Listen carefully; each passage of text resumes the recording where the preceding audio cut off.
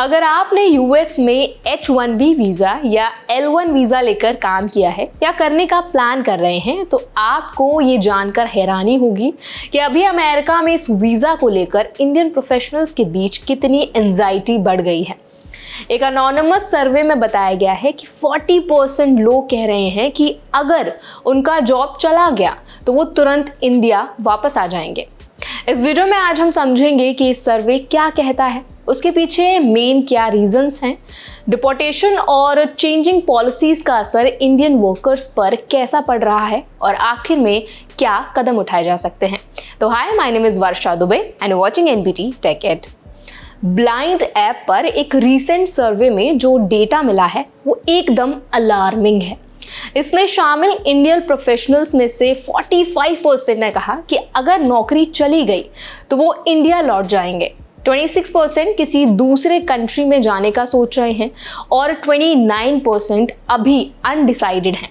इससे साफ है कि अमेरिका में जॉब और वीज़ा अनसर्टेनिटी ने लोगों को डीपली अफेक्ट किया है।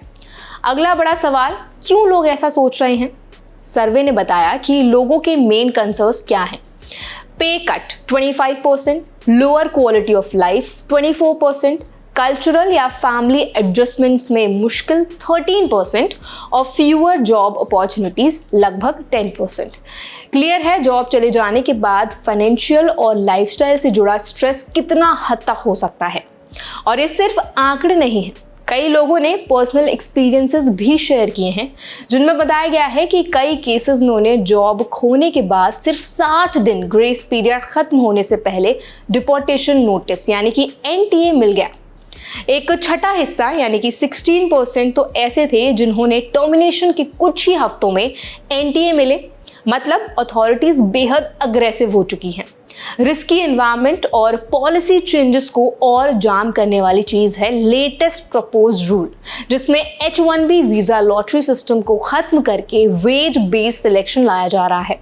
इसमें ज्यादा सैलरी वाले एप्लीकेशंस को प्रायोरिटी दी जाएगी और एंट्री लेवल या फ्रेश ग्रेजुएट एप्लीकेंट्स को चुनना मुश्किल हो जाएगा।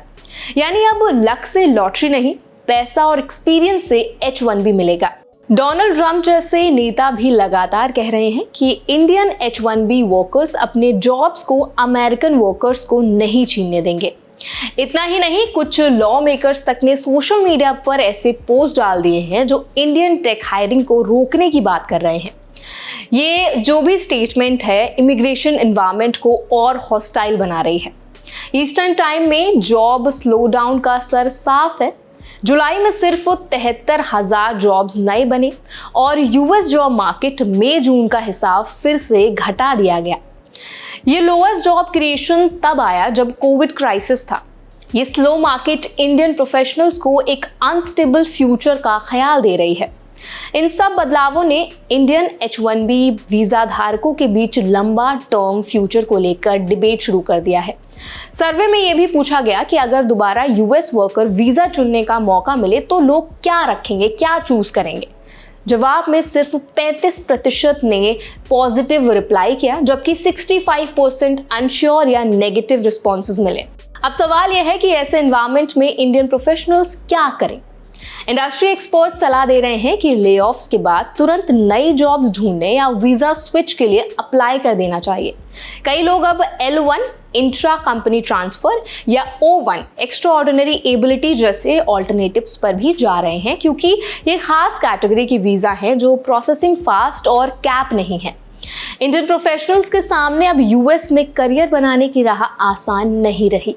H1B की लॉटरी सिस्टम खत्म होते दिख रही है, जॉब मार्केट स्लो है, डिपोर्टेशन नोटिसेस जल्दी भेजे जा रहे हैं और पॉलिटिकल जितना भी वहां पे अनस्टेबिलिटी है वो बहुत ज्यादा टेंशन क्रिएट कर रहा है। इसके साथ ही इन सभी फैक्टर्स ने जितने भी इंडियंस यूएस में रह रहे हैं उनके लिए काफी ज्यादा एंजाइटी का माहौल भी क्रिएट कर दिया है। अब इस पूरे मुद्दे पर आपका क्या ओपिनियन है, आप क्या सोचते हैं, हमें कमेंट सेक्शन में जरूर बताएं और ऐसे और भी वीडियोस के लिए हमारे चैनल एनबीटी टेक एड को जरूर सब्सक्राइब करें।